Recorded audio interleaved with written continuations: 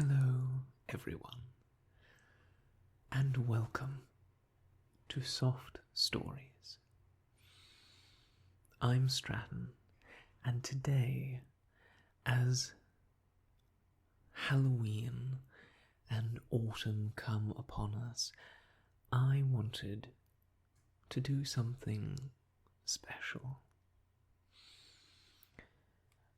I mentioned at the end of one of our last readings together, the final 12th book of Marcus Aurelius's Meditations, that I wanted to do something special in commemoration of the spooky season.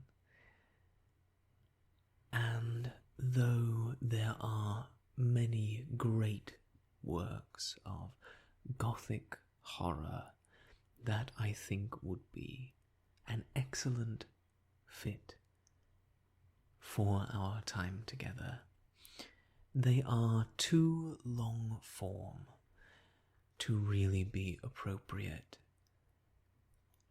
to fit within a single month's reading, unless we were to drastically extend the amount of time we spend together each week.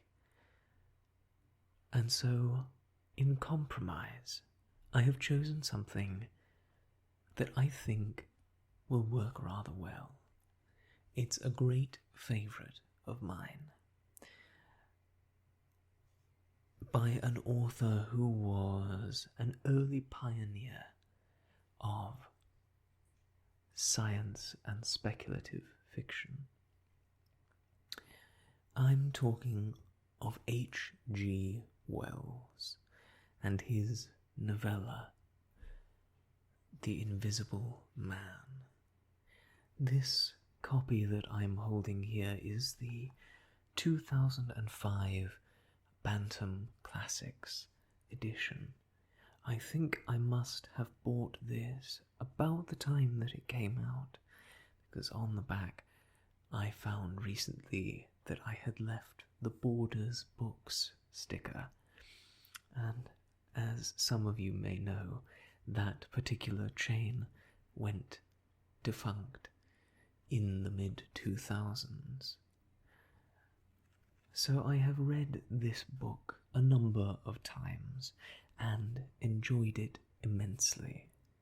I will also say that I very much enjoyed the 1930s film version, which holds very true to the spirit of the novella in the way that many other adaptations of literary works fail to do. And I think perhaps that might be because The Invisible Man is such a compact story. This particular book is only about 130 pages long, divided into 28 chapters and an epilogue. Now, before we begin, I must say, or explain rather, that there might be some odd sounds in the background of this recording. I apologize.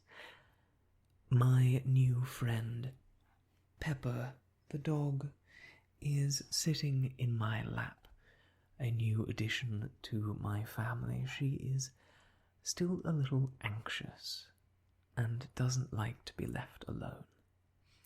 So she is resting comfortably here for now, and I hope she doesn't disturb us, and that we don't disturb her with our reading of The Invisible Man. Let's begin with Chapter 1, The Strange Man's Arrival.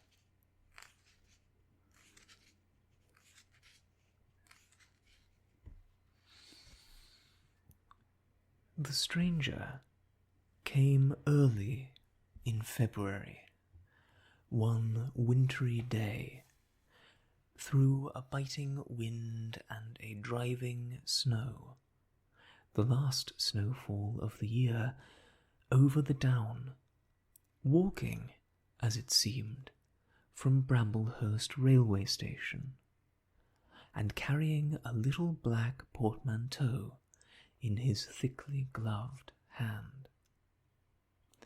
He was wrapped up from head to foot, and the brim of his soft felt hat hid every inch of his face but the shiny tip of his nose.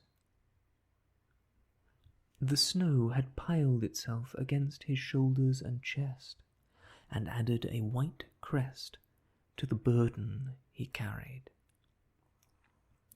He staggered into the coach and horses, more dead than alive, as it seemed, and flung his portmanteau down. "A fire!" he cried. "In the name of human charity, a room and a fire!" He stamped and shook the snow from off himself in the bar, and followed Mrs. Hall into her guest parlour to strike his bargain. And with that much introduction, that and a ready acquiescence to terms and a couple of sovereigns flung upon the table, he took up his quarters in the inn. Mrs. Hall lit the fire and left him there, while she went to prepare him a meal with her own hands. A guest to stop at Iping in the winter-time was an unheard-of piece of luck, let alone a guest who was no haggler, and she was resolved to show herself worthy of her good fortune. As soon as the bacon was well under way, and Milly, her lymphatic aid, had been brisked up a bit by a few deftly chosen expressions of contempt, she carried the cloth, plates, and glasses into the parlour, and began to lay them with the utmost éclat. Although the fire was burning up briskly, she was surprised to see that her visitor still wore his hat and coat, standing with his back to her, and staring out of the window at the falling snow in the yard. His gloved hands were clasped behind him, and he seemed to be lost in thought. She noticed that the melted snow that still sprinkled his shoulders dropped upon her carpet. "Can I take your hat and coat, sir?" she said, "and give them a good dry in the kitchen?" "No," he said, without turning. She was not sure she had heard him, and was about to repeat her question. He turned his head and looked at her over his shoulder.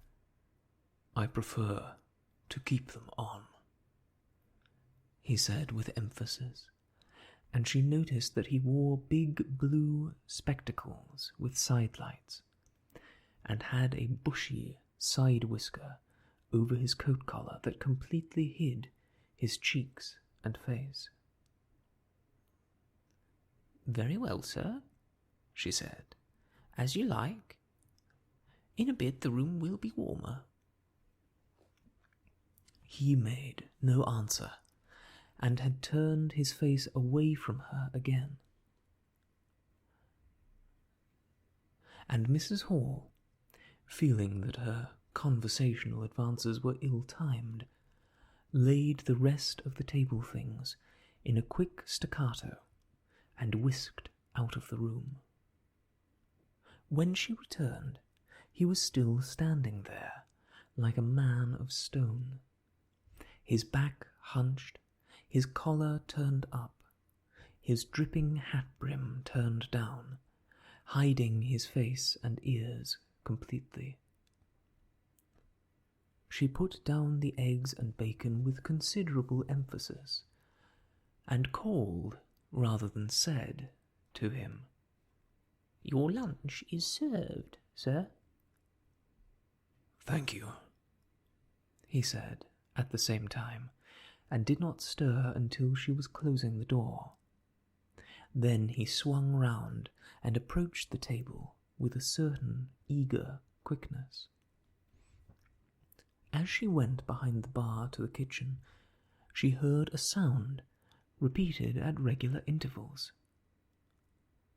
Chirk, chirk, chirk, it went, the sound of a spoon being rapidly whisked round a basin. "That girl," she said. "There, I clean forgot it. It's her being so long." And while she herself finished mixing the mustard, she gave Milly a few verbal slaps for her excessive slowness. She had cooked the ham and eggs, laid the table, and done everything, while Milly, help indeed, had only succeeded in delaying the mustard. And him, a new guest, and wanting to stay.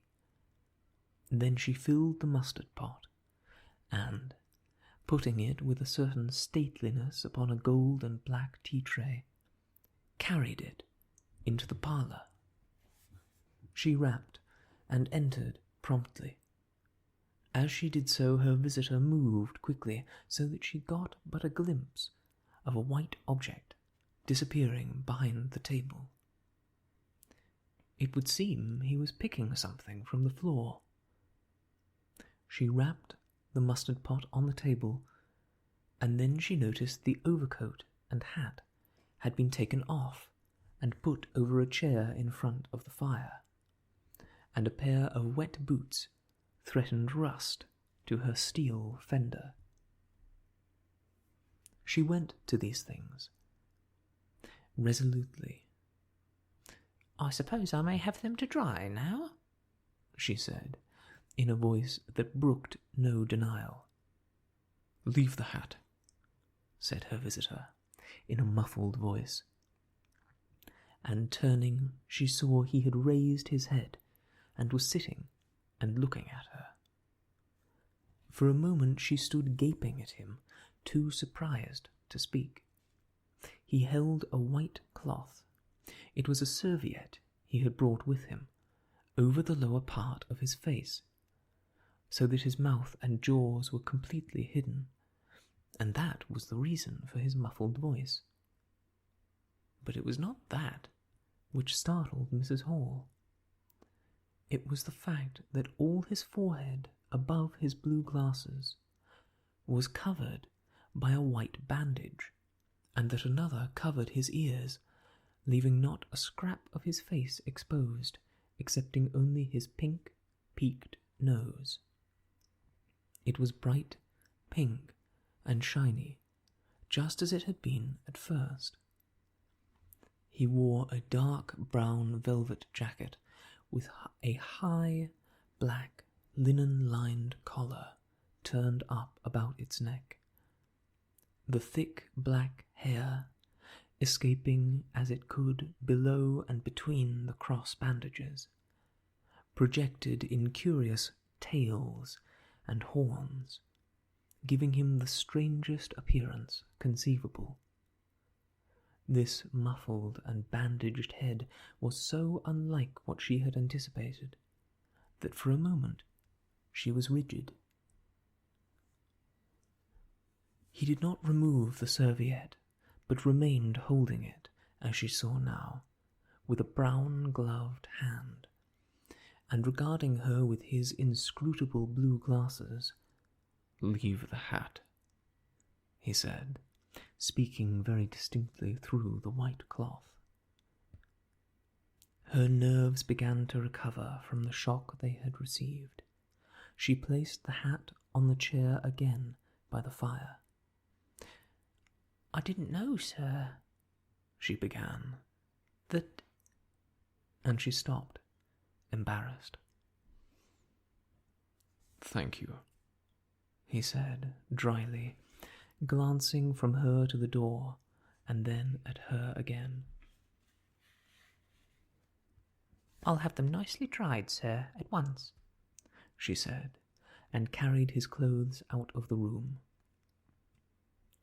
She glanced at his white-swathed head and blue goggles again as she was going out the door, but his napkin was still in front of his face.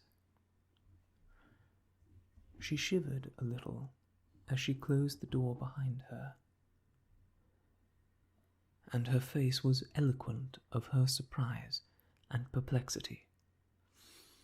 "I never," she whispered. "There." She went quite softly to the kitchen, and was too preoccupied to ask Milly what she was messing about with now when she got there. The visitor sat and listened to her retreating feet. He glanced inquiringly at the window before he removed his serviette and resumed his meal. He took a mouthful, glanced suspiciously at the window, took another mouthful, then rose, and, taking the serviette in his hand, walked across the room and pulled the blind down to the top of the white muslin that obscured the lower panes. This left the room in a twilight. This done, he returned with an easier air to the table and his meal. "The poor soul's had an accident or an operation or something," said Mrs. Hall. "What a turn them bandages did give me, to be sure." She put on some more coal, unfolded the clothes horse, and extended the traveller's coat upon this. "And they goggles! Why, he looked more like a diving helmet than a human man." She hung his muffler on a corner of the horse. "And holding that handkerchief over his mouth all the time, talking through it. Perhaps his mouth was hurt too, maybe." She turned round, as one who suddenly remembers. "Bless my soul alive," she said, going off at a tangent. "Ain't you done them taters yet, Milly?" When Mrs. Hall went to clear away the stranger's lunch, her idea that his mouth must also have been cut or disfigured in the accident she supposed him to have suffered was confirmed, for he was smoking a pipe, and all the time that she was in the room he never loosened the silk muffler he had wrapped around the lower part of his face to put the mouthpiece to his lips. Yet it was not forgetfulness, for she saw he glanced at it as it smouldered out. He sat in the corner with his back to the window blind and spoke now, having eaten and drunk and been considerably warmed through, with less aggressive brevity than before. The reflection of the fire lent a kind of red animation to his big spectacles they had lacked hitherto. "I have some luggage," he said, "at Bramblehurst station." And he asked her how he could have it sent. He bowed his bandaged head quite politely in acknowledgment of her explanation. "Tomorrow," he said, "there is no speedier delivery?" And seemed quite disappointed when she answered, "No." Was she quite sure? No man with a trap who would go over? Mrs. Hall, nothing loath, answered his questions and developed a conversation. "It's a steep road by the down, sir," she said, in answer to the question about a trap, and then, snatching at an opening, said, "It was there a carriage was upsettled a year ago or more. A gentleman killed besides his coachman. Accidents, sir, happen in a moment, don't they?" But the visitor was not to be drawn so easily. "They do," he said, through his muffler, eyeing her quietly through his impenetrable glasses. But they take long enough to get well, sir, don't they? There was my sister's son, Tom, just cut his arm with a scythe, tumbled on it in the hayfield, and, bless me, he was 3 months tied up, sir. You'd hardly believe it. It's regular given me a dread of a scythe, sir. I can quite understand that, said the visitor. He was afraid one time that he'd have to have an operation. He was that bad, sir. The visitor laughed, abruptly, a bark of a laugh that he seemed to bite and kill in his mouth. Was he? He said. He was, sir. And no laughing matter to them as had to do the doing for him, as I had. My sister being took up with her little ones so much, there was bandages to do, sir, and bandages to undo. So that if I may make so bold as to say it, sir... Will you please get me some matches? Said the visitor, quite abruptly. My pipe is out. Mrs. Hall was pulled up suddenly. It was certainly rude of him, after telling him all she had done. She gasped at him for a moment, then remembered the 2 sovereigns. She went for the matches. Thanks, he said concisely, as she put them down, and turned his shoulder upon her, and stared out of the window again. It was altogether too discouraging. Evidently he was sensitive on the topic of operations and bandages. She did not make so bold to say, however, after all, but his snubbing way had irritated her, and Milly had a hot time of it that afternoon. The visitor remained in the parlour until 4 o'clock, without giving the ghost of an excuse for an intrusion. For the most part, he was quite still during that time. It would seem he sat in the growing darkness, smoking in the firelight, perhaps dozing. Once or twice a curious listener might have heard him at the coals, and for the space of 5 minutes he was audible, pacing the room. He seemed to be talking to himself. Then the armchair creaked as he sat down again. Chapter 2. Mr. Teddy Henfrey's First Impressions. At 4 o'clock, when it was fairly dark, and Mrs. Hall was screwing up her courage to go in and ask her visitor if he would take some tea, Teddy Henfrey, the clock jobber, came into the bar. "My sakes, Mrs. Hall," he said, "but this is terrible weather for thin boots." The snow outside was falling faster. Mrs. Hall agreed with him, and then noticed he had his bag, and hit upon a brilliant idea. "Now you're here, Mr. Teddy," she said, "I'd be glad if you'd give the old clock in the parlour a bit of a look. 'Tis going, and it strikes well and hearty, but the hour hand won't do nothing but point at 6. And, leading the way, she went across to the parlour door, and rapped, and entered. Her visitor, she saw, as she opened the door, was seated in the armchair before the fire, dozing, it would seem, with his bandaged head drooping on one side.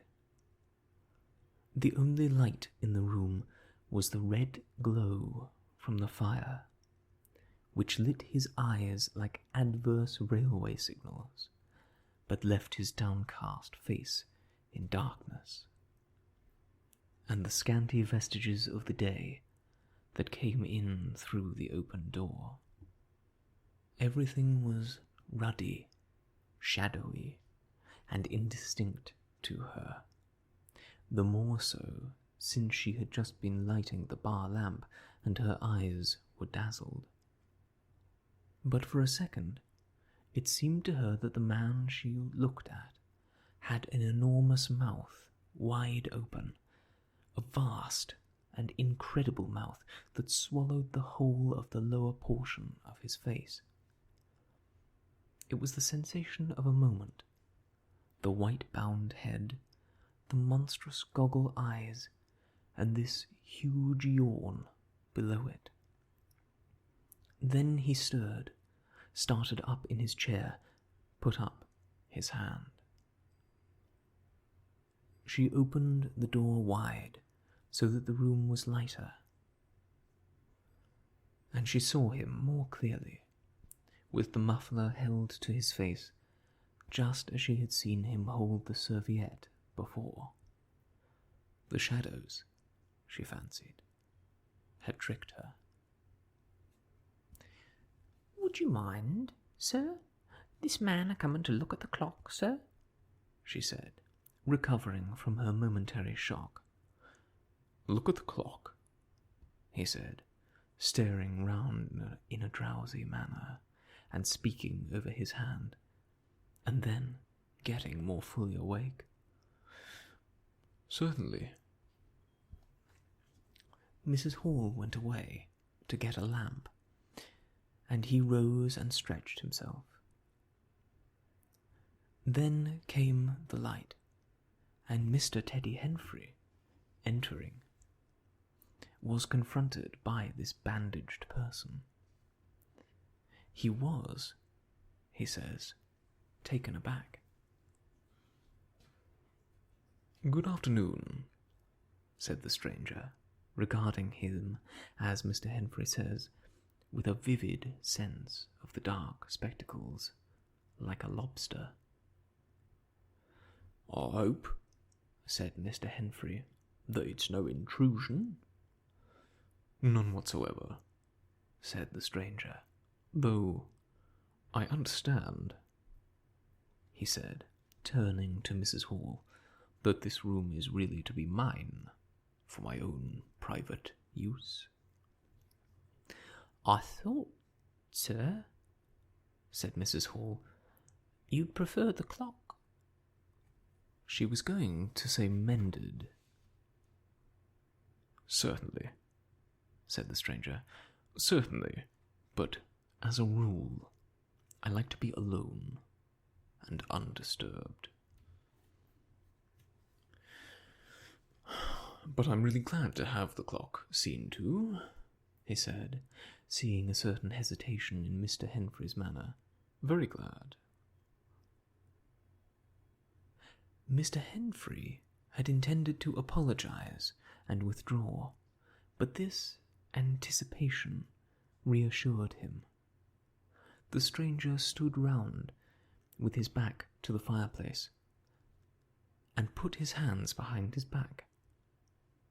"And presently," he said, "when the clock mending is over, I think I should like to have some tea. But not till the clock mending is over."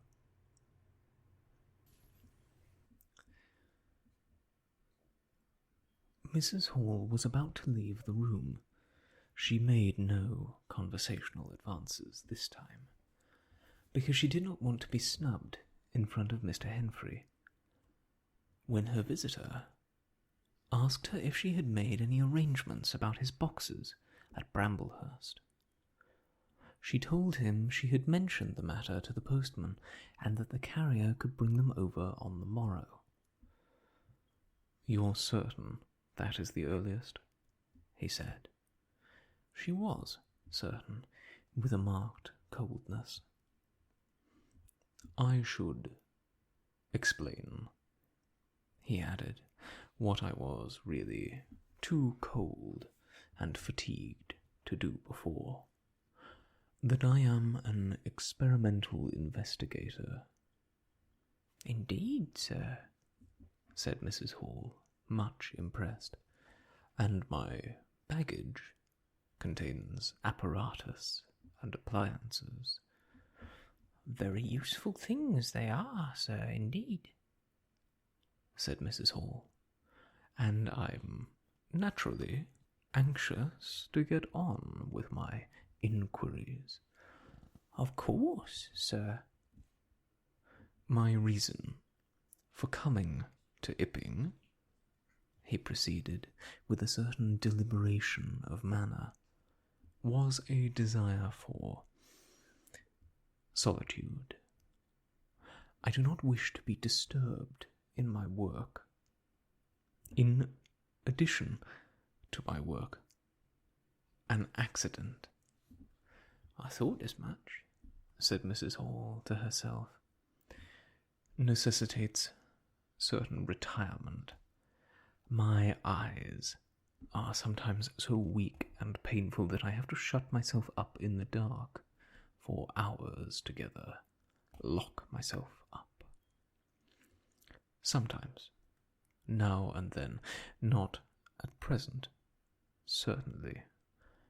At such times, the slightest disturbance, the entry of a stranger into the room, is a source of excruciating annoyance to me. It is well that these things should be understood." "Certainly, sir," said Mrs. Hall. "And if I might make so bold as to ask—" "That, I think, is all," said the stranger, with that quietly irresistible air of finality that he could assume at will. Mrs. Hall reserved her question and sympathy for a better occasion.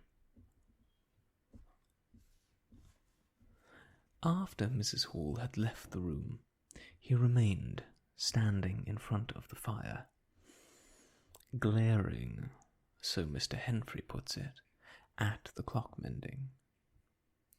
Mr. Henfrey not only took off the hands of the clock and the face, but extracted the works, and he tried to work in as slow and quiet and unassuming a manner as possible. He worked with the lamp close to him, and the green shade threw a brilliant light upon his hands and upon the frame and wheels, and left the rest of the room shadowy. When he looked up, coloured patches swam in his eyes.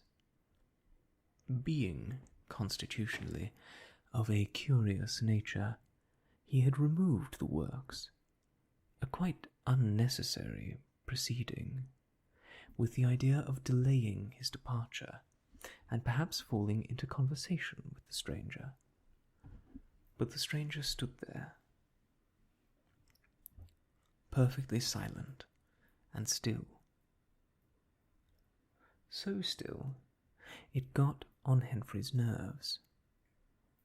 He felt alone in the room and looked up, and there, grey and grim, were the bandaged head and the huge blue lenses staring fixedly, with a mist of green spots drifting in front of them. It was so uncanny looking to Henfrey that for a minute they remained staring blankly at one another. Then Henfrey looked down again. Very uncomfortable position. One would like to say something. Should he remark that the weather was very cold for this time of year? He looked up, as if to take aim with that introductory shot. "The weather," he began. "Why don't you finish and go?" said the rigid figure, evidently in a state of painfully suppressed rage. "All you've got to do is fix the hour hand on its axle. You're simply humbugging. Certainly, sir. One more minute, sir. I overlooked. And Mr. Henfrey finished and went.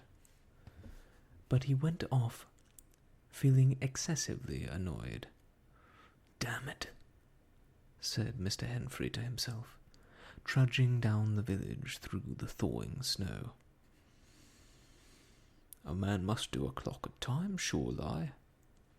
And again, "Can't a man look at you? Ugly." And yet again, "Seemingly not. If the police was wanting you, you couldn't be more roped and bandaged." At Gleason's corner, he saw Hall, who had recently married the stranger's hostess at the Coach and Horses, and who now drove the Iping conveyance, when occasional people required it, to Sidderbridge Junction, coming towards him on his return from that place. Hall had evidently been stopping a bit at Sidderbridge, to judge by his driving. "How do, Teddy?" he said, passing.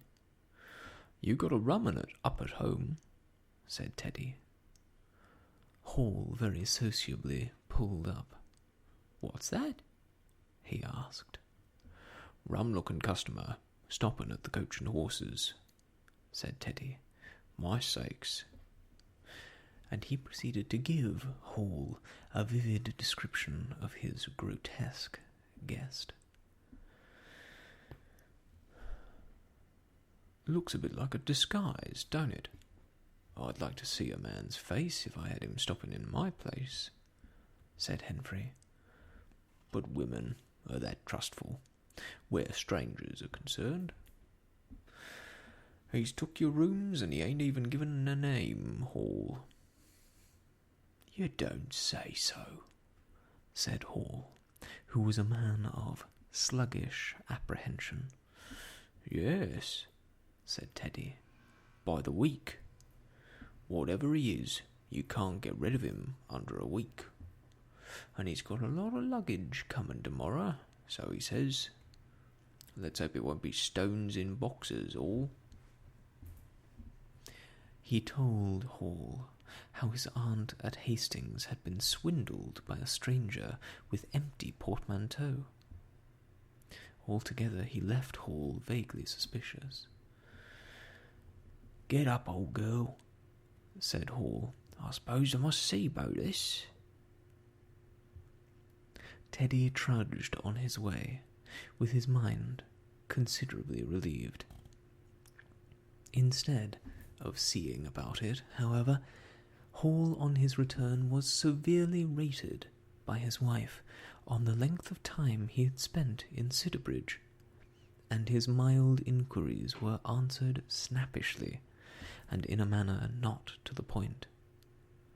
But the seed of suspicion Teddy had sown germinated in the mind of Mr. Hall, in spite of these discouragements. "You Wim don't know everything," said Mr. Hall, resolved to ascertain more about the personality of his guest at the earliest possible opportunity.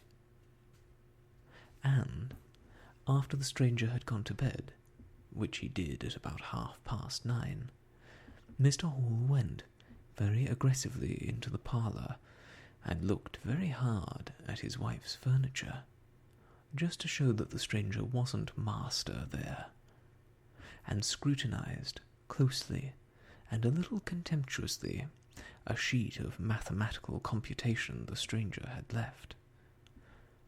When retiring for the night, he instructed Mrs. Hall to look very closely at the stranger's luggage when it came next day. "You mind your own business, Hall," said Mrs. Hall, "and I'll mind mine." She was all the more inclined to snap at Hall because the stranger was undoubtedly an unusually strange sort of stranger, and she was by no means assured about him in her own mind. In the middle of the night, she woke up, dreaming of huge white heads like turnips that came trailing after her, at the end of interminable necks with vast black eyes. But being a sensible woman, she subdued her terrors and turned over and went to sleep again. Chapter 3. The 1,001 Bottles. So it was that on the 29th day of February, at the beginning of the thaw, this singular person fell out of infinity into Iping village. Next day his luggage arrived through the slush, and very remarkable luggage it was. There were a couple of trunks, indeed, such as a rational man might need. But in addition there were a box of books, big, fat books, of which some were just in an incomprehensible handwriting, and a dozen or more crates, boxes, and cases, containing objects packed in straw, as it seemed to Hall, tugging with a casual curiosity at the straw. Glass bottles. The stranger, muffled in hat, coat, gloves, and wrapper, came out impatiently to meet Fearenside's cart, while Hall was having a word or so of gossip preparatory to helping bringing them in. Out he came, not noticing Fearenside's dog, who was sniffing in a dilettante spirit at Hall's legs. "Come along with the boxes," he said. "I've been waiting long enough." And he came down the steps towards the tail of the cart, as if to lay hands on the smaller crate. No sooner had Fearenside's dog caught sight of him, however, than it began to bristle and growl savagely, and when he rushed down the steps it gave an undecided hop, and then sprang straight at his hand. "Whoop!" cried Hall, jumping back, for he was no hero with dogs, and Fearenside howled, "Lie down!" and snatched his whip. They saw the dog's teeth had slipped the hand, heard a kick, and saw the dog execute a flanking jump and get home on the stranger's leg, and heard the rip of his trousering. Then the finer end of Fearenside's whip reached his property, and the dog, yelping with dismay, retreated under the wheels of the wagon. It was all the business of a swift half-minute. No one spoke, everyone shouted. The stranger glanced swiftly at his torn glove and at his leg, made as if he would stoop to the latter, then turned and rushed swiftly up the steps into the inn. They heard him go headlong across the passage and up the uncarpeted stairs to his bedroom. "You brute, you," said Fearenside, climbing off the wagon with his whip in his hand, while the dog watched him through the wheel. "Come here," said Fearenside. "You'd better." Hall had stood gaping. "He was bit," said Hall. "I'd better go and see to un." And he trotted after the stranger. He met Mrs. Hall in the passage. "Carrier's dog," he said. "Bitten."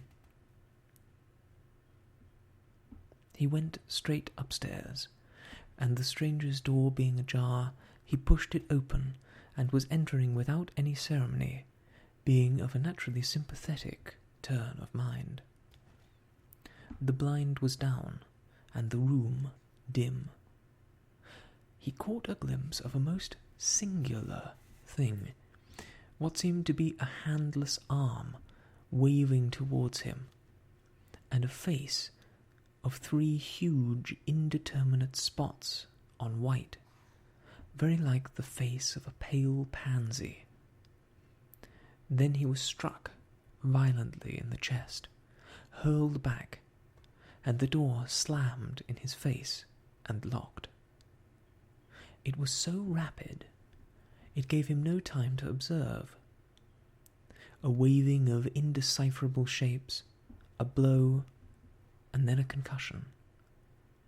There he stood on the dark little landing, wondering what it might be that he had seen. A couple of minutes after, he rejoined the little group that had formed outside the coach and horses. There was Fearenside, telling about it all over again for the second time. There was Mrs. Hall, saying his dog didn't have no business to bite her guests. There was Huckster, the general dealer from over the road, interrogative. And Sandy Wodgers from the forge, judicial, besides women and children. All of them saying fatuities. Wouldn't let him bite me, I knows. 'Tasn't right to have such dogs. What are you biting for, then? And so forth. Mr. Hall, staring at them from the steps and listening, found it incredible that he had seen anything so very remarkable happen upstairs. Besides, his vocabulary was altogether too limited to express his intentions.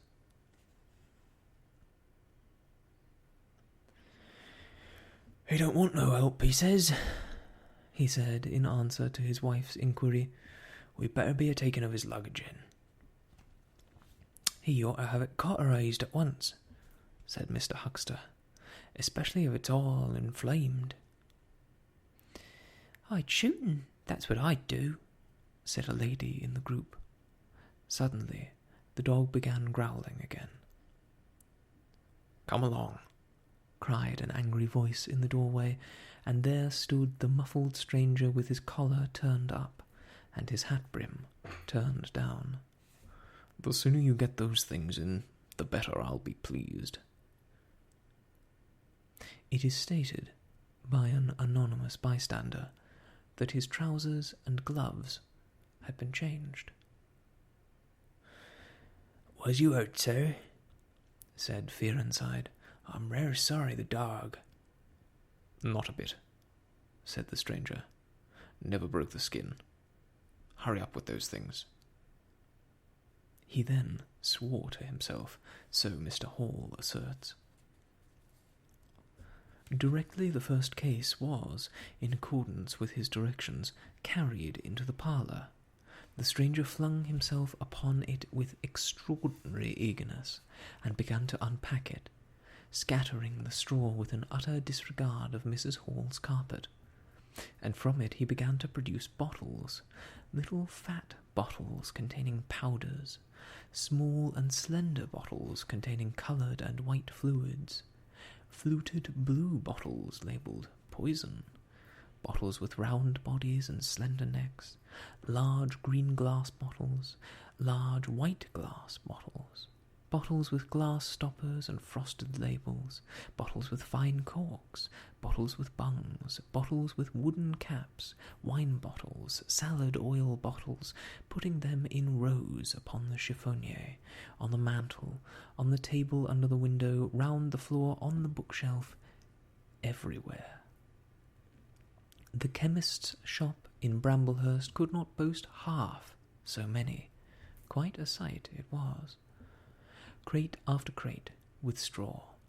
The only things that came out of these crates besides the bottles were a number of test tubes and a carefully packed balance. And directly the crates were unpacked, the stranger went to the window and set to work, not troubling in the least about the litter of straw, the fire which had gone out, the box of books outside, nor for the trunks and other luggage that had gone upstairs. When Mrs. Hall took his dinner in to him, he was already so absorbed in his work, pouring little drops out of the bottles into test tubes, that he did not hear her say anything until she had swept away the bulk of the straw and put the tray on the table, with some little emphasis, perhaps, seeing the state the floor was in. Then he half turned his head, and immediately turned it away again. But she saw he had removed his glasses. They were beside him on the table, and it seemed to her that his eye sockets were extraordinarily hollow. He put on his spectacles again, and then turned and faced her. She was about to complain of the straw on the floor when he anticipated her. "I wish you wouldn't come in without knocking," he said, in the tone of abnormal exasperation that seemed so characteristic of him. "I knocked, but seemingly—" "Perhaps you did. But in my investigations, my really very urgent and necessary investigations, the slightest disturbance, the jar of a door, I must ask you—" "Certainly, sir. You can turn the lock if you're like that, you know, any time." "A very good idea," said the stranger. "This straw, sir, if I may make so bold as to remark—" "Don't. If the straw makes trouble, put it down in the bill." And he mumbled at her, words suspiciously like curses. He was so odd, standing there, so aggressive and explosive, bottle in one hand and a test tube in the other, that Mrs. Hall was quite alarmed. But she was a resolute woman. "In which case, I should like to know, sir, what you consider—" "A shilling. Put down a shilling. Surely a shilling's enough?" "So be it," said Mrs. Hall, taking up the tablecloth and beginning to spread it over the table. "If you're satisfied, of course." He turned and sat down, with his coat collar towards her. All the afternoon he worked with the door locked, and, as Mrs. Hall testifies, for the most part in silence. But once there was a concussion, and a sound of bottles ringing together as though the table had been hit, and the smash of a bottle flung violently down, and then a rapid pacing athwart the room. Fearing something was the matter, she went to the door and listened, not caring to knock. "I can't go on," he was raving. "I can't go on. 300,000, 400,000, the huge multitude. Cheated. All my life it may take me. Patience. Patience indeed. Fool and liar." There was a noise of hobnails on the bricks in the bar, and Mrs. Hall had very reluctantly to leave the rest of his soliloquy. When she returned, the room was silent again, save for the faint crepitation of his chair and the occasional clink of a bottle. It was all over. The stranger had resumed work. When she took in his tea, she saw broken glass in the corner of the room under the concave mirror, and a golden stain that had been carelessly wiped. She called attention to it. "Put it down in the bill," snapped her visitor. "For God's sake, don't worry me. If there's damage done, put it down in the bill." And he went on, ticking a list in the exercise book before him. "I'll tell you something," said Fearenside mysteriously. It was late in the afternoon, and they were in the little beer shop of Iping Hanger. "Well?" said Teddy Henfrey. "This chap you're speaking of, what my dog bit. Well, he's black. Leastways his legs are. I seed through the tear of his trousers and the tear of his glove. You'd have expected a sort of pinky to show, wouldn't you? Well, there wasn't none. Just blackness. I tell you, he's as black as my hat." "My sakes," said Henfrey, "it's a rummy case altogether. Why, his nose is as pink as paint." "That's true," said Fearenside. "I knows that. And I tell you what I'm thinking. That man's a piebald, Teddy. Black here and white there, in patches. And he's ashamed of it. He's a kind of half-breed, and the colours come off patchy instead of mixing. I've heard of such things before, and it's the common way with horses, as anyone can see." Chapter 4. Mr. Cuss interviews the stranger. I have told the circumstances of the stranger's arrival in Iping with a certain fullness of detail, in order that the curious impression he created may be understood by the reader. But excepting 2 odd incidents, the circumstances of his stay until the extraordinary day of the club festival may be passed over very cursorily. There were a number of skirmishes with Mrs. Hall on matters of domestic discipline, but in every case, until late in April, when the first signs of penury began, he overrode her by the easy expedient of an extra payment. Hall did not like him, and whenever he dared he talked of the advisability of getting rid of him, but he showed his dislike chiefly by concealing it ostentatiously, and avoiding his visitor as much as possible. "Wait till the summer," said Mrs. Hall sagely, "when the artists are beginning to come. Then we'll see. He may be a bit overbearing, but bills settled punctual is bills settled punctual, whatever you like to say." The stranger did not go to church, and indeed made no difference between Sunday and the irreligious days, even in costume. He worked, as Mrs. Hall thought, very fitfully. Some days he would come down early and be continuously busy. On others he would rise late, pace his room, fretting audibly for hours together, smoke, sleep in the armchair by the fire. Communication with the world beyond the village he had none. His temper continued very uncertain. For the most part his manner was that of a man suffering under almost unendurable provocation, and once or twice things were snapped, torn, crushed, or broken in spasmodic gusts of violence. His habit of talking to himself in a low voice grew steadily upon him, but though Mrs. Hall listened conscientiously, she could make neither head nor tail of what she heard. He rarely went abroad by daylight, but at twilight he would go out muffled up invisibly, whether the weather were cold or not, and he chose the loneliest paths and the most overshadowed by trees and banks.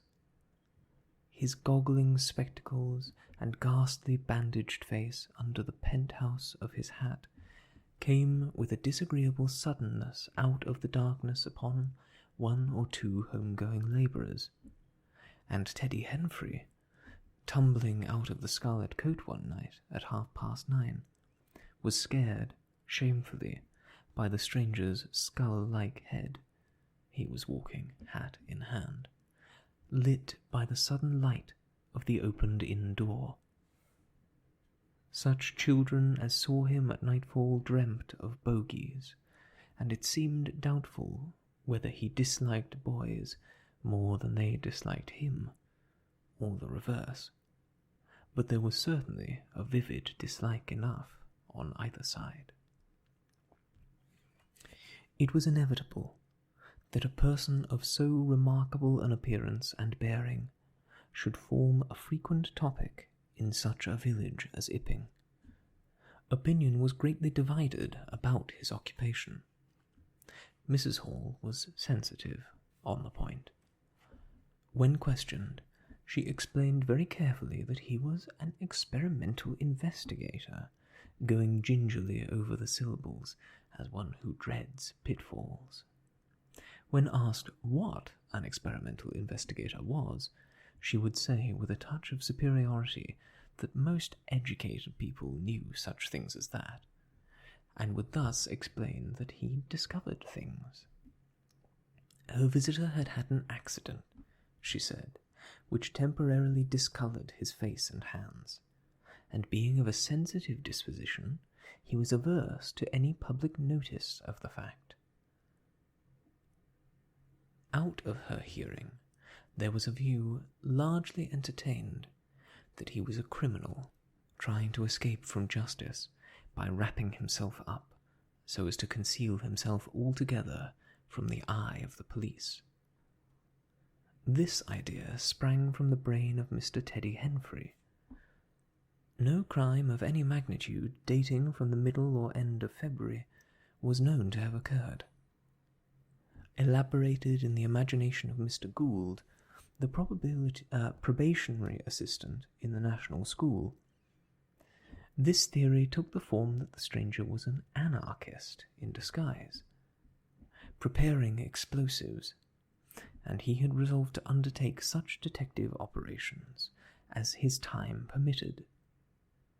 These consisted, for the most part, in looking very hard at the stranger whenever they met, or in asking people who had never seen the stranger leading questions about him. But he detected nothing. Another school of opinion followed Mr. Fearenside, and either accepted the piebald view or some modification of it. As, for instance, Silas Durgan, who was heard to assert that if he chooses to show himself at fairs, he'd make his fortune in no time, and, being a bit of a theologian, compared the stranger to the man with the one talent. Yet another view explained the entire matter by regarding the stranger as a harmless lunatic. That had the advantage of accounting for everything straight away. Between these main groups were waverers and compromisers. Sussex folk have few superstitions, and it was only after the events of early April that the thought of the supernatural was first whispered in the village. Even then, it was only credited among the women folks. But whatever they thought of him, people in Iping, on the whole, agreed in disliking him. His irritability, though it might have been comprehensible to an urban brain worker, was an amazing thing to these quiet Sussex villagers. The frantic gesticulations they surprised now and then, the headlong pace after nightfall that swept him upon them round quiet corners, the inhuman bludgeoning of all the tentative advances of curiosity, the taste for twilight that led to the closing of doors, the pulling down of blinds, the extinction of candles and lamps. Who could agree with such goings-on? They drew aside as he passed down the village, and when he had gone by, young humourists would up with coat collars and down with hat brims, and go pacing nervously after him, in imitation of his occult bearing. There was a song, popular at that time, called The Bogeyman. Miss Satchel sang it at the schoolroom concert in aid of church lamps. And thereafter, whenever one or two of the villagers were gathered together and the stranger appeared, a bar or so of this tune, more or less sharp or flat, was whistled in the midst of them. Also, belated little children would call "Bogeyman" after him, and make off, tremendously elated. Cuss, the general practitioner, was devoured by curiosity. The bandages excited his professional interest. The report of the 1,001 bottles aroused his jealous regard. All through April and May, he coveted an opportunity of talking to the stranger, and at last, towards Whitsuntide, he could stand it no longer, but hit upon the subscription list for a village nurse as an excuse. He was surprised to find that Mr. Hall did not know his guest's name. "He give a name," said Mrs. Hall, an assertion which was quite unfounded, "but I didn't rightly hear it." She thought it seemed so silly not to know the man's name. Cuss rapped at the parlour door and entered. There was a fairly audible imprecation from within. "Pardon my intrusion," said Cuss, and then the door closed and cut Mrs. Hall off from the rest of the conversation. She could hear the murmur of voices for the next 10 minutes, then a cry of surprise, a stirring of feet, a chair flung aside, a bark of laughter, quick steps to the door, and Cuss appeared, his face white, his eyes staring over his shoulder. He left the door open behind him, and without looking at her, strode across the hall and went down the steps, and she heard his feet hurrying along the road. He carried his hat in his hand. She stood behind the door, looking at the open door of the parlour. Then she heard the stranger laughing quietly, and then his footsteps came across the room. She could not see his face where she stood. The parlour door slammed, and the place was silent again. Cuss went straight up the village to Bunting, the vicar. "Am I mad?" Cuss began abruptly as he entered the shabby little study. "Do I look like an insane person?" "What happened?" said the vicar, putting the ammonite on the loose sheets of his forthcoming sermon. "That chap at the inn." "Well?" "Give me something to drink," said Cuss, and he sat down.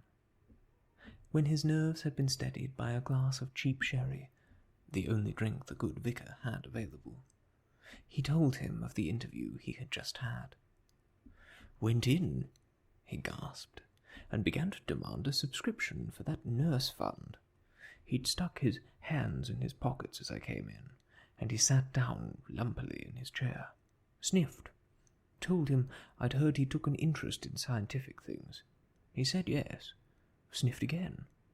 Kept on sniffing all the time.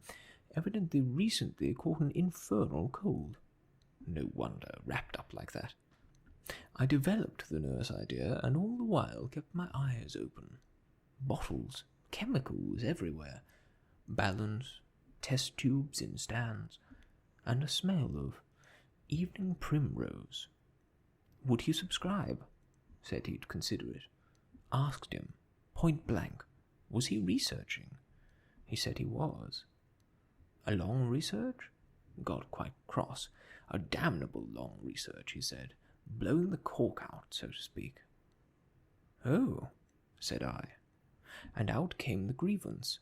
The man was just on the boil, and my question boiled him over. He had been given a prescription, a most valuable prescription. What for, he wouldn't say. Was it medical? Damn you, what are you fishing after? I apologized. Dignified sniff and cough. He resumed. He'd read it. 5 ingredients. Put it down, turned his head. Draught of air from window lifted the paper. Swish, rustle. He was working in a room with an open fireplace, he said. Saw a flicker, and there was the prescription, burning and lifting chimneyward. Rushed towards it just as it whisked up the chimney. So. Just at that point, to illustrate the story, out came his arm. Well? No hand. Just an empty sleeve. Lord, I thought, that's a deformity. Got a cork arm, I suppose, and has taken it off. Then, I thought, there's something odd in that. What the devil keeps that sleeve up and open if there's nothing in it? There was nothing in it, I tell you. Nothing down it, right down to the joint.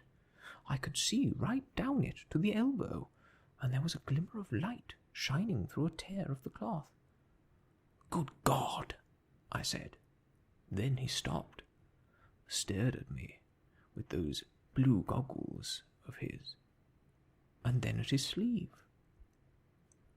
Well, that's all. He never said a word, just glared and put his sleeve back in his pocket quickly. I was saying, said he, that there was the prescription burning, wasn't I? Interrogative cough. How the devil, said I, can you move an empty sleeve like that? Empty sleeve?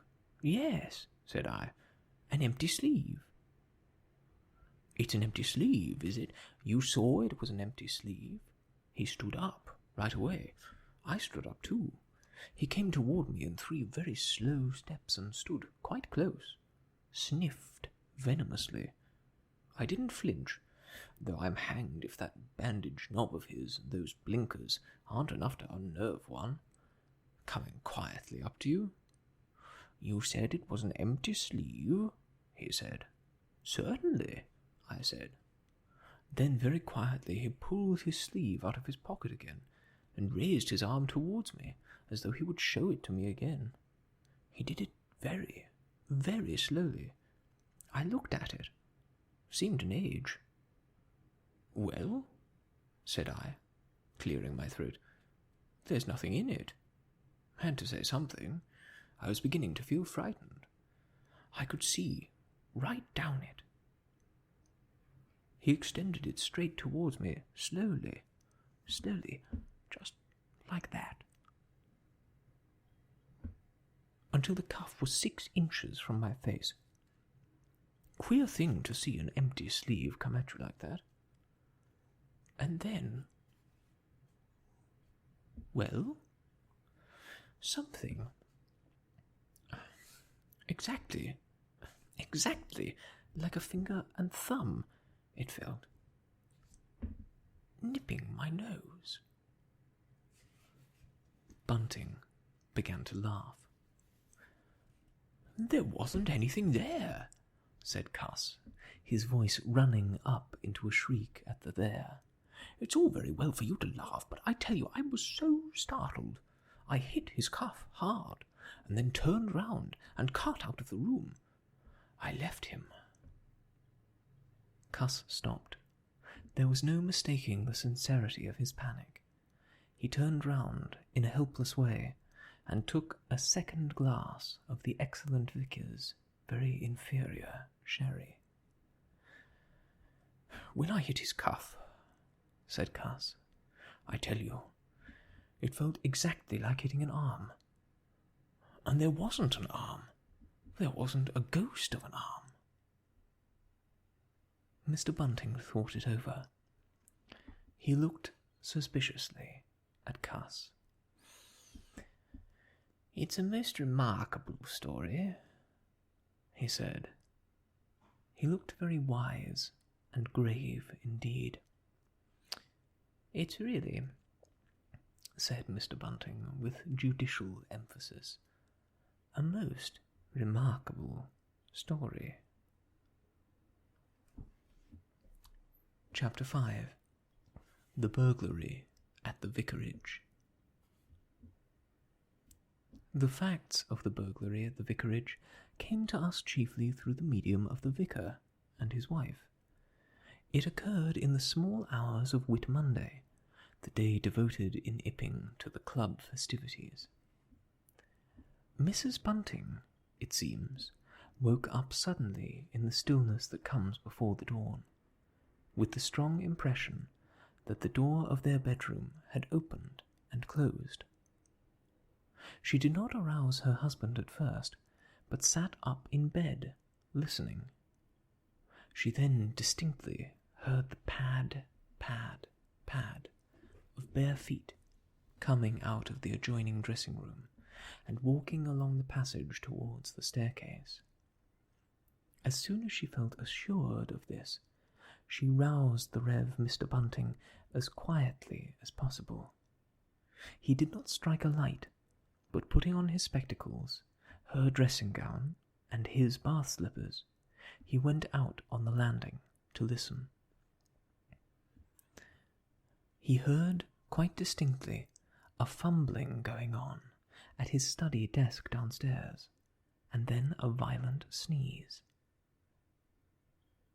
At that, he returned to his bedroom, armed himself with the most obvious weapon, the poker, and descended the staircase as noiselessly as possible. Mrs. Bunting came out onto the landing. The hour was about 4, and the ultimate darkness of the light was past. There was a faint shimmer of light in the hall, but the study doorway yawned impenetrably black. Everything was still, except the faint creaking of the stairs under Mr. Bunting's tread and the slight movements in the study. Then something snapped, the drawer was opened, and there was a rustle of papers. There came an imprecation, and a match was struck, and the study was flooded with yellow light. Mr. Bunting was now in the hall, and through the crack of the door he could see the desk, and the open drawer, and the candle burning on the desk. But the robber he could not see. He stood there in the hall undecided what to do, and Mrs. Bunting, her face white and intent, crept slowly downstairs after him. One thing kept up Mr. Bunting's courage, the persuasion that this burglar was a resident in the village. They heard the chink of money and realized that the robber had found the housekeeping reserve of gold, £2.10 in half-sovereigns altogether. At that sound, Mr. Bunting was nerved to abrupt action. Gripping the poker firmly, he rushed into the room, closely followed by Mrs. Bunting. "Surrender!" cried Mr. Bunting fiercely, and then stopped, amazed. Apparently the room was perfectly empty. Yet their conviction that they had, that very moment, heard somebody moving in the room had amounted to a certainty. For half a minute, perhaps, they stood gaping. Then Mrs. Bunting went across the room and looked behind the screen, while Mr. Bunting, by a kindred impulse, peered under the desk. Then Mrs. Bunting turned back the window curtains, and Mr. Bunting looked up the chimney and probed it with the poker. Then Mrs. Bunting scrutinized the waste-paper basket, and Mr. Bunting opened the lid of the coal scuttle. Then they came to a stop, and stood, with eyes interrogating each other. "I could have sworn," said Mr. Bunting. "The candle," said Mr. Bunting. "Who lit the candle?" "The drawer," said Mrs. Bunting, "and the money's gone." She went hastily to the doorway. Of all the extraordinary occurrences. There was a violent sneeze in the corridor. They rushed out, and as they did so the kitchen door slammed. "Bring the candle," said Mr. Bunting, and led the way. They both heard a sound of bolts being hastily shot back. As he opened the kitchen door, he saw through the scullery that the back door was just opening, and the faint light of early dawn displayed the dark masses of the garden beyond. he is certain that nothing went out of the door. It stood open for a moment, and then closed with a slam. As it did so, the candle Mrs. Bunting was carrying from the study flickered and flared. It was a minute or more before they entered the kitchen. The place was empty. They refastened the back door, examined the kitchen, pantry, and scullery thoroughly, and at last went down into the cellar. There was not a soul to be found in the house, search as they would. Daylight found the vicar and his wife, a quaintly costumed little couple, still marvelling about on their own ground floor by the unnecessary light of a guttering candle. Chapter 6. The Furniture That Went Mad. Now it happened that in the early hours of Whit Monday, before Milly was hunted out for the day, Mr. Hall and Mrs. Hall both rose and went noiselessly down into the cellar. Their business there was of a private nature, and had something to do with the specific gravity of their beer. They had hardly entered the cellar when Mrs. Hall found she had forgotten to bring down a bottle of sarsaparilla from their joint room. As she was the expert and principal operator in this affair, Hall very properly went upstairs for it. On the landing, he was surprised to see that the stranger's door was ajar. He went on into his own room and found the bottle as he had been directed. But returning with the bottle, he noticed that the bolts of the front door had been shot back, and that the door was in fact simply on the latch. And with a flash of inspiration he connected this with the stranger's room upstairs and the suggestions of Mr. Teddy Henfrey. He distinctly remembered holding the candle while Mrs. Hall shot these bolts overnight. At the sight he stopped, gaping. Then, with the bottle still in his hand, he went upstairs again. He rapped at the stranger's door. There was no answer. He rapped again, then pushed the door wide open and entered. It was as he expected. The bed, the room also, was empty. And what was stranger, even to his heavy intelligence, on the bedroom chair and along the rail of the bed were scattered the garments, the only garments, so far as he knew, and the bandages of their guest. His big slouch hat, even, was cocked jauntily over the bedpost.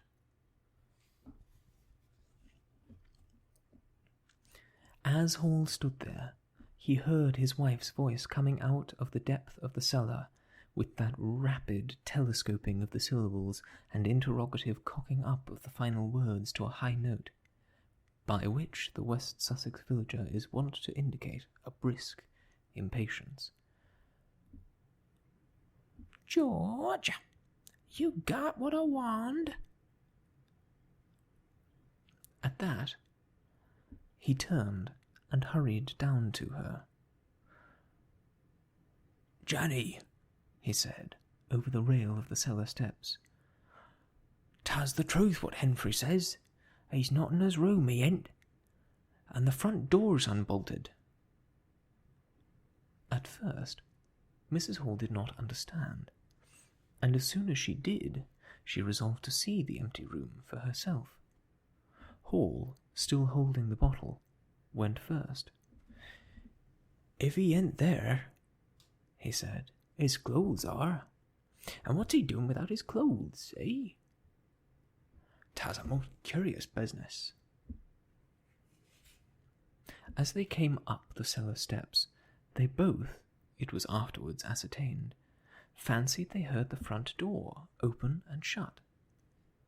But seeing it closed, and nothing there, neither said a word to the other about it at the time. Mrs. Hall passed her husband on the passage and ran on first upstairs. Someone sneezed on the staircase. Hall, following 6 steps behind, thought that he had heard her sneeze. She, going first, was under the impression that Hall was sneezing. She flung open the door and stood regarding the room. "Of all the curious," she said. She heard a sniff, close behind her head as it seemed, and, turning, was surprised to see Hall a dozen feet off on the topmost stair. But in another moment he was beside her. She bent forward and put her hand on the pillow and then under the clothes. "Cold," she said. "He's been up this hour or more." As she did so, a most extraordinary thing happened. The bedclothes gathered themselves together, leapt up suddenly into a sort of peak, and then jumped headlong over the bottom rail. It was exactly as if a hand had clutched them in the centre and flung them aside. Immediately after, the stranger's hat hopped off the bedpost, described a whirling flight in the air through the better part of a circle, and then dashed straight at Mr. Hall's face. Then, as swiftly, came the sponge from the washstand, and then the chair, flinging the stranger's coat and trousers carelessly aside, and laughing dryly in a voice singularly like the stranger's, turned itself up with its 4 legs at Mrs. Hall, seemed to take aim at her for a moment, and charged at her. She screamed and turned, and then the chair legs came gently but firmly against her back and impelled her and Hall out of the room. The door slammed violently and was locked. The chair and bed seemed to be executing a dance of triumph for a moment, and then abruptly everything was still. Mrs. Hall was left almost in a fainting condition in Mr. Hall's arms on the landing. It was with the greatest difficulty that Mr. Hall and Milly, who had been roused by her scream of alarm, succeeded in getting her downstairs and applying the restoratives customary in these cases. "'Twas spirits," said Mrs. Hall. "I know 'twas spirits. I've read in papers of 'en. Tables and chairs leaping and dancing." "Take a drop more, Jenny," said Hall. "'Twill steady ye." "Lock him out," said Mrs. Hall. "Don't let him come in again. I half guessed. I might ha' known. With them goggling eyes and bandaged head, and never going to church of a Sunday. And all they bottles. More'n it's right for anyone to have. They put the spirits into the furniture. My good old furniture. 'Twas in that very chair my poor dear mother used to sit when I was a little girl. To think it should rise up against me now." "Just a drop more, Jenny," said Hall. "Your nerves is all upset."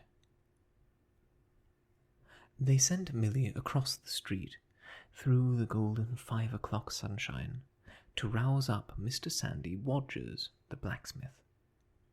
Mr. Hall's compliments and the furniture upstairs was behaving most extraordinary. Would Mr. Wodgers come round? He was a knowing man, was Mr. Wodgers, and very resourceful. He took quite a grave view of the case. "I'm damned if that ain't witchcraft," was the view of Mr. Sandy Wodgers. "You want horseshoes for such gentry as he." He came round, greatly concerned. They wanted him to lead the way upstairs to the room, but he didn't seem to be in any hurry. He preferred to talk in the passage. Over the way, Huckster's apprentice came out and began taking down the shutters of the tobacco window. He was called over to join the discussion. Mr. Huckster naturally followed over in the course of a few minutes.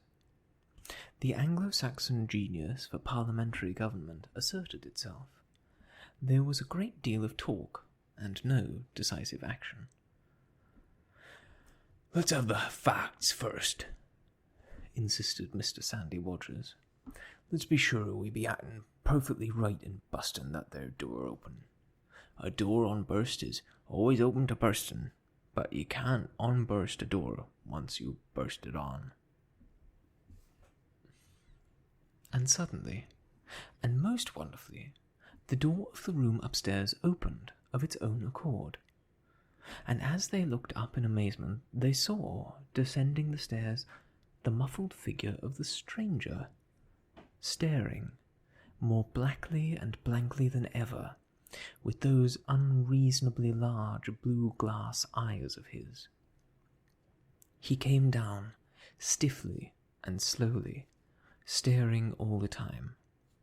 He walked across the passage, staring, then stopped. "Look, there," he said, and their eyes followed the direction of his gloved finger and saw a bottle of sarsaparilla hard by the cellar door. Then he entered the parlour, and suddenly, swiftly, viciously, slammed the door in their faces. Not a word was spoken until the last echoes of the slam had died away. They stared at one another. "Well, if that don't lick everything," said Mr. Wadgers, and left the alternative unsaid. "I'd go in and ask about it," said Wadgers to Mr. Hall. "I'd demand an explanation." It took some time to bring the landlady's husband up to that pitch. At last he rapped, opened the door, and got as far as, "Excuse me." "Go to the devil," said the stranger in a tremendous voice, "and shut that door after you." So that brief interview terminated. Chapter 7. The Unveiling of the Stranger. The stranger went into the little parlour of the Coach and Horses about 5:30 in the morning, and there he remained until near midday, the blinds down, the door shut, and none, after Hall's repulse, venturing near him. All that time he must have fasted. Thrice he rang his bell, the third time furiously and contentiously, but no one answered him. "Him and his go to the devil, indeed," said Mrs. Hall. Presently came an imperfect rumour of the burglary at the Vicarage, and two were put together. Hall, assisted by Wadgers, went off to find Mr. Shackleford, the magistrate, and take his advice. No one ventured upstairs. How the stranger occupied himself is unknown. Now and then he would strike violently up and down, and twice came an outburst of curses, a tearing of paper, and a violent smashing of bottles. The little group of scared but curious people increased. Mrs. Huxter came over, some gay young fellows resplendent in black ready-made jackets and piqué paper ties,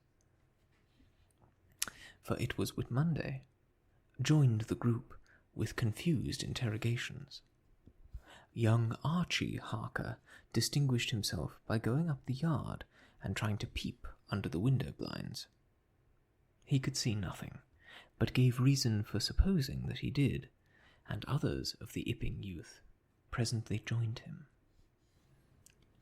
It was the finest of all possible Whit Mondays, and down the village street stood a row of nearly a dozen booths, a shooting gallery, and on the grass by the forge were 3 yellow and chocolate wagons and some picturesque strangers of both sexes putting up a coconut shy. The gentlemen wore blue jerseys, the ladies white aprons, and quite fashionable hats with heavy plumes. Woodyer, of the Purple Fawn, and Mr. Jaggers, the cobbler, who also sold second-hand ordinary bicycles, was stretching a string of Union Jacks and Royal Ensigns, which had originally celebrated the Jubilee, across the road. And inside, in the artificial darkness of the parlour, into which only one thin jet of sunlight penetrated, the stranger, hungry, we must suppose, and fearful, hidden in his uncomfortable hot wrappings, pored through his dark glasses upon his paper, or chinked his dirty little bottles, and occasionally swore savagely at the boys, audible if invisible, outside the windows. In the corner by the fireplace lay the fragments of 6 smashed bottles, and a pungent twang of chlorine tainted the air. So much we know from what was heard at the time, and from what was subsequently seen in the room. About noon, he suddenly opened his parlour door, and stood, glaring fixedly, at the 3 or 4 people in the bar. "Mrs. Hall," he said.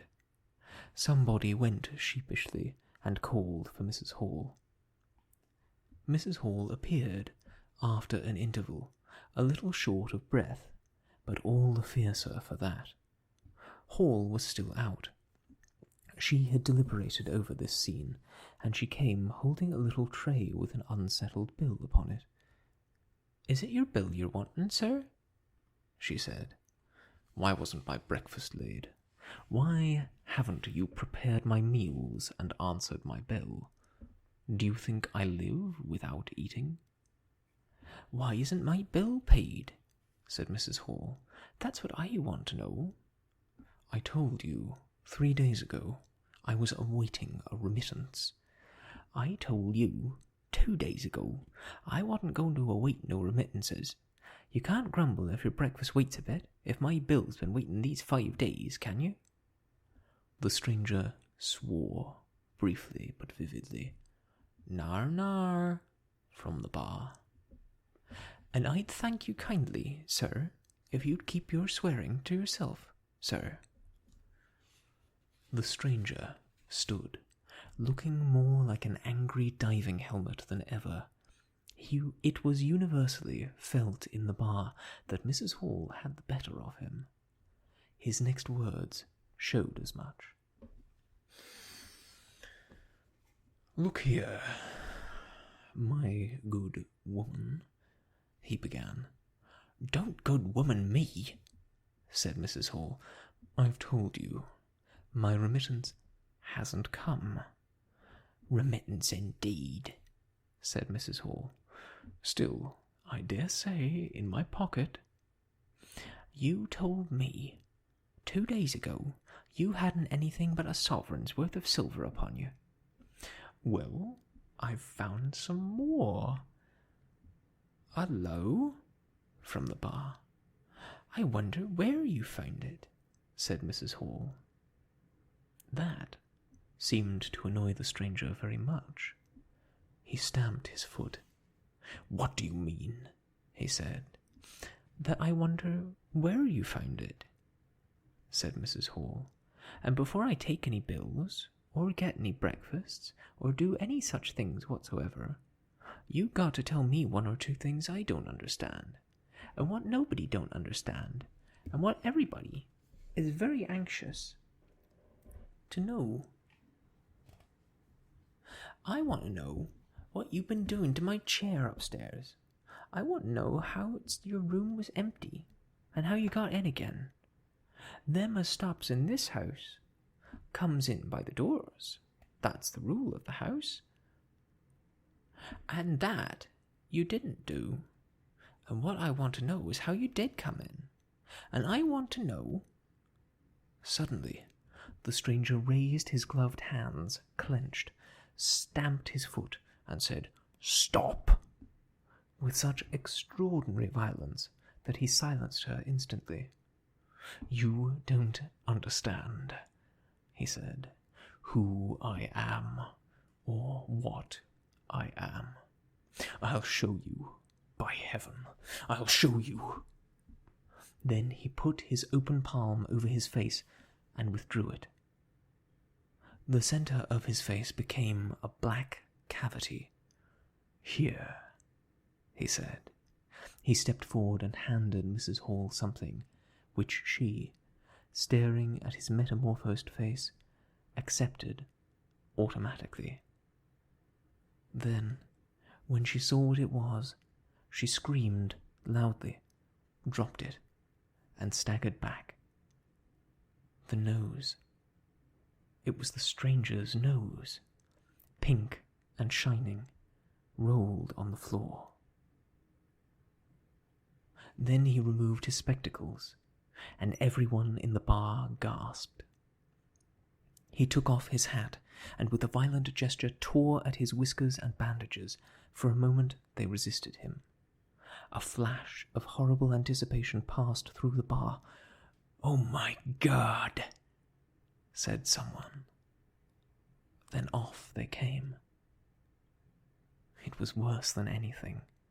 Mrs. Hall, standing open-mouthed and horror-struck, shrieked at what she saw, and made for the door of the house. Everyone began to move. They were prepared for scars, disfigurements, tangible horrors, but nothing.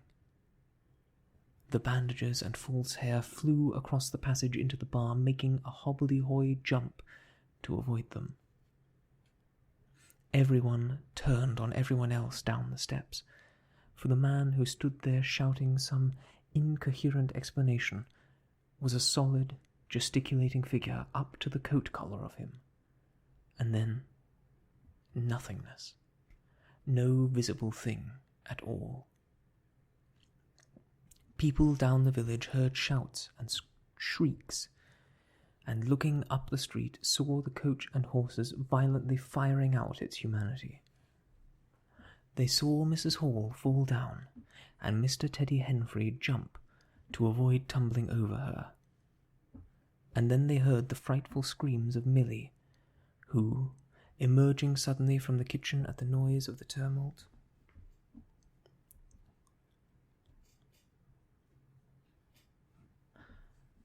had come upon the headless stranger from behind.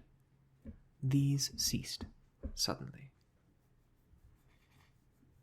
Forthwith, everyone all down the street, the sweetstuff seller, coconut shy proprietor and his assistant, the swing man, little boys and girls, rustic dandies, smart wenches, smocked elders and aproned gypsies, began running towards the inn, and in a miraculously short space of time a crowd of perhaps 40 people, and rapidly increasing, swayed and hooted and inquired and exclaimed and suggested in front of Mrs. Hall's establishment. Everyone seemed eager to talk at once, and the result was babble. A small group supported Mrs. Hall, who was picked up in a state of collapse. There was a conference and the incredible evidence of a vociferous eyewitness. "Oh, bogey, what's he been doing then? Ain't hurt the girl, has he? Run at him with a knife, I believe. No head, I tell ya. It don't mean no manner of speaking. I mean man without a head." "Nonsense. That's some conjuring trick." "Fetched off his wrappings, he did." In the struggles to see through the open door, the crowd formed itself into a straggling wedge, with the more adventurous apex nearest the inn. "He stood for a moment. I heard the gal scream, and he turned. I saw her skirts whisk, and he went after her. Didn't take 10 seconds. Back he comes with a knife in his hand and a loaf, and just stood there as if he was staring. Not a moment ago. Went in that there door, I tell 'ee. He ain't got no head 'tall. You just missed him." There was a disturbance behind, and the speaker stopped to step aside for a little procession that was marching very resolutely toward the house. First Mr. Hall, very red and determined, then Mr. Bobby Jaffers, the village constable, then the wary Mr. Wodgers.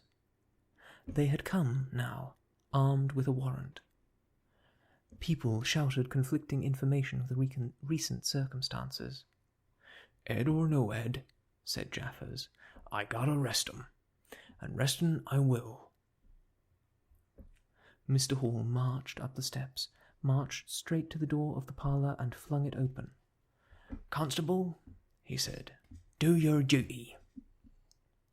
Jaffers marched in, Hall next, Wodgers last. They saw in the dim light the headless figure facing them, with a gnawed crust of bread in one gloved hand and a chunk of cheese in the other. "That's him," said Hall. "What the devil's this?" came in a tone of angry expostulation from above the collar of the figure. "You're a damned run customer, mister," said Mr. Jaffers. "But Ed or no Ed, the warrant says body, and duty's duty." "Keep off," said the figure, starting back. Abruptly he whipped down the bread and cheese, and Mr. Hall just grasped the knife on the table in time to save it. Off came the stranger's left glove, and was slapped in Jaffers' face. In another moment Jaffers, cutting short some statement concerning a warrant, had gripped him by the handless wrist and caught his invisible throat. He got a sounding kick in the shin that made him shout, but he kept his grip. Hall sent the knife sliding along the table to Wodgers, who acted as goalkeeper for the offensive, so to speak, and then stepped forward, as Jaffers and the stranger swayed and staggered towards him, clutching and hitting in. A chair stood in the way and went aside with a crash as they came down together. "Get the feet," said Jaffers between his teeth. Mr. Hall, endeavouring to act on instructions, received a sounding kick in the ribs that disposed of him for a moment, and Mr. Wodgers, seeing the decapitated stranger had rolled over and got the upper side of Jaffers, retreated towards the door, knife in hand, and so collided with Mr. Huxter and the Sidder Morton Carter, coming to the rescue of both law and order. At the same moment, down came 3 or 4 bottles from the chiffonier, and shot a web of pungency into the air of the room. "I'll surrender," cried the stranger, though he had Jaffers down, and in another moment he stood up, panting, a strange figure, headless and handless. For he had pulled off his right glove now, as well as his left. "It's no good," he said, as if sobbing for breath. It was the strangest thing in the world to hear that voice coming as if out of empty space. But the Sussex peasants are perhaps the most matter-of-fact people under the sun. Jaffers got up also and produced a pair of handcuffs. Then he started. "I say," said Jaffers, brought up short by a dim realization of the incongruity of the whole business. "Darn it, can't use 'em as I can see." The stranger ran his arm down his waistcoat, as if by a miracle the buttons to which his empty sleeve pointed became undone. Then he said something about his shin, and stooped down. He seemed to be fumbling with his shoes and socks. "Why," said Huxter suddenly, "that's not a man at all. Just empty clothes. Look, you can see down his collar and the linings of his clothes. I could put my arm." He extended his hand. It seemed to meet something in mid-air, and he drew it back with a sharp exclamation. "I wish you'd keep your fingers out of my eye," said the aerial voice, in a tone of savage expostulation. "The fact is, I'm all here. Head, hands, legs, and all the rest of it. But it happens I'm invisible. It's a confounded nuisance, but here I am. That's no reason why I should be poked to pieces by every stupid bumpkin in Iping, is it?" The suit of clothes, now all unbuttoned and hanging loosely upon its unseen supports, stood up, arms akimbo. Several other of the menfolks had now entered the room, so that it was closely crowded. "Invisible, eh?" said Huxter, ignoring the stranger's abuse. "Whoever heard the likes of that? It's strange, perhaps, but not a crime. Why am I assaulted by a policeman in this fashion?" "Ah, that's a different matter," said Jaffers. "No doubt you're a bit difficult to see in this light, but I got a warrant, and it's all correct. What I'm after ain't no invisibility. It's burglary. There's a house been broken into and money took." "Well, and circumstances certainly point—" "Stuff and nonsense," said the invisible man. "I hope so, sir, but I've got my instructions." "Well," said the stranger, I'll come, but no handcuffs." "It's the regular thing," said Jaffers. "No handcuffs," stipulated the stranger. "Pardon me," said Jaffers. Abruptly the figure sat down, and before anyone could realize what was being done, the slippers, socks, and trousers had been kicked off under the table. Then he sprang up again and flung off his coat. "Here, stop that," said Jaffers, suddenly realizing what was happening. He gripped the waistcoat. It struggled, and the shirt slipped out of it and left it limp and empty in his hand. "Hold him," said Jaffers, loudly, "once he gets they things off." "Hold him!" cried everyone, and there was a rush at the fluttering white shirt which was now all that was visible of the stranger. The shirt-sleeve planted a shrewd blow in Hall's face that stopped his open-armed advance, and sent him backward into old Toothsome the sexton, and in another moment the garment was lifted up and became convulsed and vacantly flapping about the arms, even as a shirt that is being thrust over a man's head. Jaffers clutched at it, and only helped to pull it off. He was struck in the mouth out of the air, and incontinently drew his truncheon, and smote Teddy Henfrey savagely upon the crown of his head. "Look out!" said everyone, fencing at random and hitting at nothing. "Hold him! Shut the door! Don't let him loose! I got something! Here he is!" A perfect babel of noises they made. Everybody, it seemed, was being hit all at once, and Sandy Wodgers, knowing as ever, and his wits sharpened by a frightful blow on the nose, reopened the door and led the rout. The others, following incontinently, were jammed for a moment in the corner by the doorway. The hitting continued. Phipps the Unitarian had a front tooth broken, and Henfrey was injured in the cartilage of his ear. Jaffers was struck under the jaw, and turning, caught at something that intervened between him and Huckster in the melee, and prevented their coming together. He felt a muscular chest, and in another moment the whole mass of struggling, excited men shot out into the crowded hall. "I got him!" shouted Jaffers, choking and reeling through them all, and wrestling with purple face and swelling veins against his unseen enemy. Men staggered right and left as the extraordinary conflict swayed swiftly towards the house door and went spinning down the half-dozen steps of the inn. Jaffers cried in a strangled voice, holding tight, nevertheless, and making play with his knee, spun around and fell heavily, undermost with his head on the gravel. Only then did his fingers relax. There were excited cries of "Hold him!" "Invisible!" and so forth, and a young fellow, a stranger in the place whose name did not come to light, rushed in at once, caught something, missed his hold, and fell over the constable's prostrate body. Halfway across the road, a woman screamed as something pushed by her.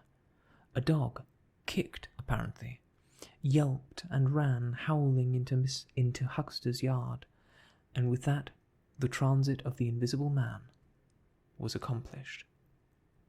For a space, people stood amazed and gesticulating, and then came panic, and scattered them abroad through the village, as a gust scatters dead leaves. But Jaffers lay quite still, face upward and knees bent. And that, I think, is where we're going to end our look at the Invisible Man today. Thank you so much for joining me.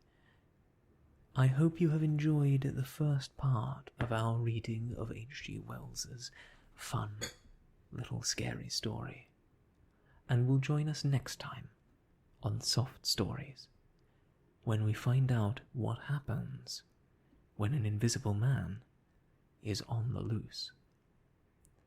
But until then, I must bid you adieu. I wish you all the best. Goodbye.